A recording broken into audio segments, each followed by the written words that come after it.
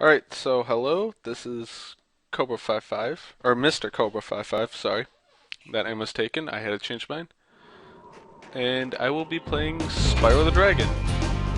Um, so this is one of the first games that I ever played. I've been playing it since I was old enough to hold the controller, literally. Um, Definitely one of the best games I've ever played too. It's for the PlayStation, and I believe it's on the PlayStation Network. So this is a great game. I highly recommend it to anyone who can, who can get access to this game. I think it's actually pretty common. I know a few stores by me sell it pretty cheaply, about 10-15 bucks.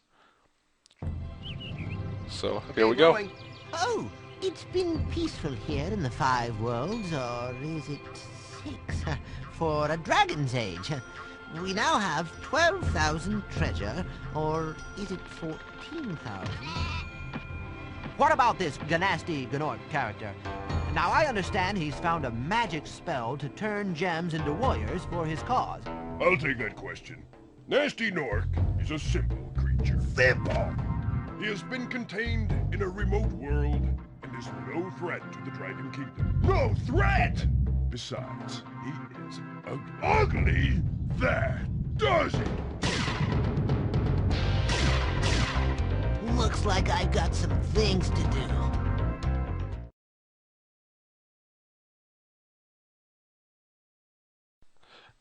Alright, so the guys who made this are Insomniac. You might know them better as the creators of Ratchet and Clank and Resistance Fall of Man.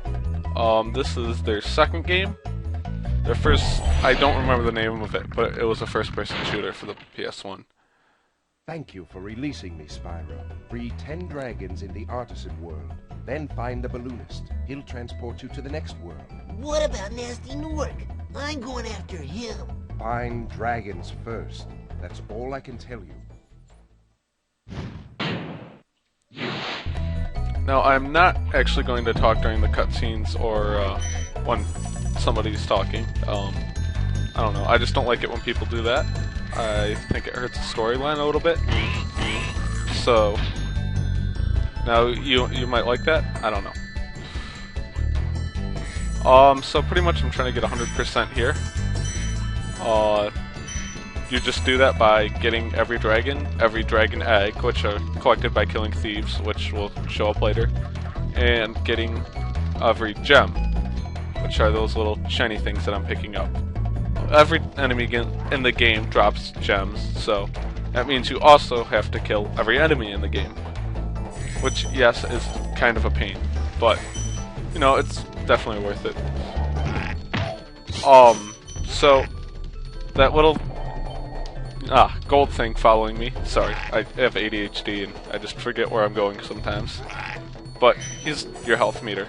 If you get hit, he turns blue, then green, then he goes away, then you die. You can heal him by finding little, like sheep, chickens. Depends on the level. Where's Gnasty Nork? I'll torch him. Keep your horns on, Spyro! You have much to learn first.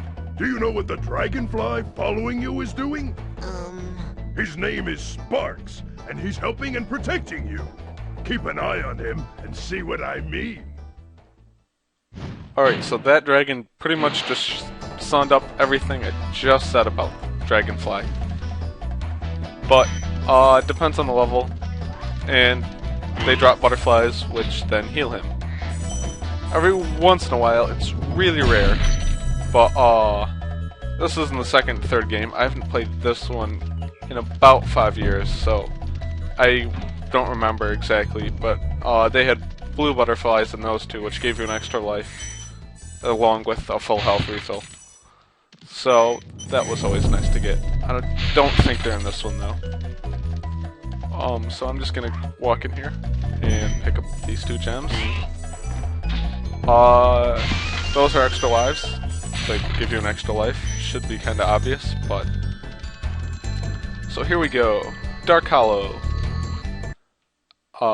Definitely one of my first personal favorite levels, just because I like the atmosphere. But it's, again, a really short level, as all the levels are right around here. These metal shields, you can't use your fire breath on them because they just absorb the heat, but you can charge into them.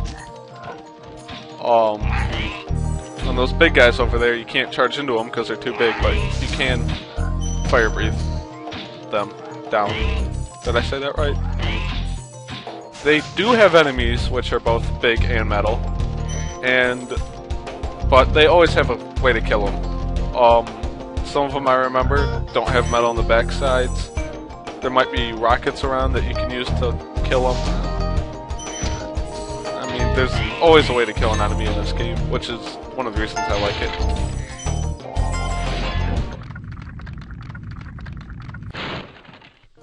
Oh, it's you.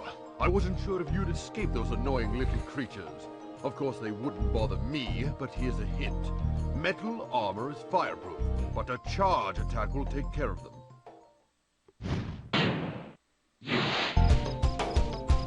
This soundtrack was actually recorded by the drummer for the Police, Stuart Copeland. He did an amazing job on these games. And there's just a lot of talent. Tom Kenny played the voice for Spyro in the second and third one. I wanted to say that he played SpongeBob because he is SpongeBob, but so yeah, there's really no reason to not like this game, other than it is fairly easy unless you're trying to get 100%. I mean, 100%, I've never really known many people to get that without the use of a walkthrough. Now, I just accidentally went into the return home portal, so I will just walk right back in. And of course I have no treasure because I didn't actually do anything.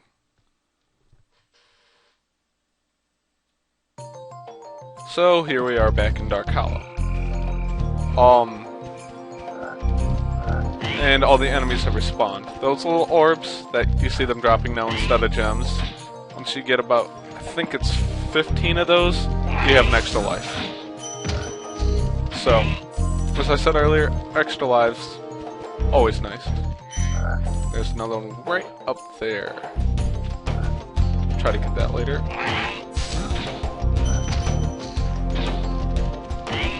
There's another dragon. Big enemies like this Gnorc with the club cannot be charged, but a quick flame, that should defeat them. Alright, so those two dragons, the last two that I got, again, summed up everything I got, I said. Oops, damn it. Alright, so most dragons are the tutorial, and some will just say thank you for releasing me, which gets really common in the last few levels, because they really don't have much to say. You've already learned everything by then. So now, I'm sorry if people wanted to find this out on their own, but when the dragon in the first cutscene was trying to remember how many worlds they had, and how much treasure they have, that's because at the very end of the game, if you get 100% everything, you go into one last world where you can get all the remaining treasure that you didn't get earlier. So, technically there's 5 worlds and 12,000 treasure, but if you do the last world, after getting 100%, there's 6 worlds and 14,000. Now you can go in the menu right here and you'll see exactly how many dragons you need and have, and how much treasure you need and have. And that 2% is actually how much you have in the game, I believe. So I'm already 2% of the way done. Feels good. Oh, missed that orb. Now this game has a ton of secrets. So again, it's not really that hard if you're just trying to beat the game, but if you're going for 100, then it's hard to find everything. Oh, here are some of the enemies I mentioned earlier that are both big and metal. See, no one around the back. You just shoot them. They go down pretty easy. So let's do with this guy.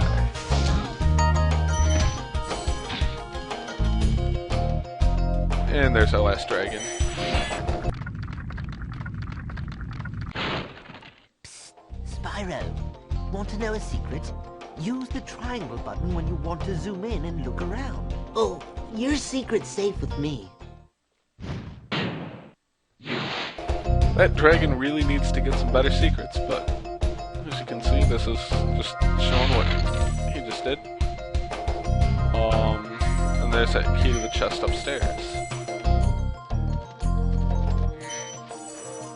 So again, I can never exactly place why this game is one of my favorites, but it definitely is. The graphics on it are great, the sound on it is great, but there's just something about it that always makes me want to come back to it. And after beating this 3 times and getting 100% 3 times, just on this one alone, that doesn't even count the second and third one, I still want to come back to it. So I decided to make a Let's Play, just, you know, to change it up a little bit. I mean, no hit run throughs they're boring to me, so I figured I've always wanted to try this, and so I'm just gonna have fun with it. And if nobody watches this, that's cool. It gets 10 trillion hits on YouTube. Not only will I realize that somebody has actually hacked this, because I don't think that's humanly possible, but it'll also be really cool too. So, that little fairy is an autosave. Or not an autosave, but you can save your game, see the dragons thing again, or just keep on going. And I am missing 1 treasure, so that's somewhere around here.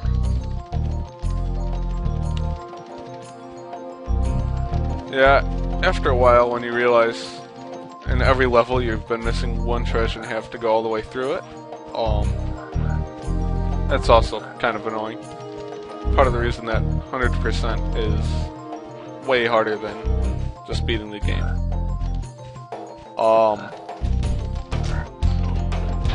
Oh yeah, in this level, you get butterflies by killing frogs. I remember a few levels where there were scuba diving chickens. This game gets really just weird in spots. Can't really describe it. There's some more frogs. Let's see if I can find it. Maybe I lost it down here. Now, I don't know if I said this already, I don't think I did. I tend to think out loud, so when you hear me commenting on random things, just go with it. As my friend's motto always states. There it is. So, I have 100% in this level now. The levels definitely get bigger and harder as you go on. So, they aren't all this easy. Some of them have taken me over an hour just to beat. Well, not to beat, but to get at about 100% in. And no, you cannot run off a ledge just like that. So, my timer tells me I'm just out of time, and just in time too. So, I will stop the video here, and in the next episode I will pick up right where I left off.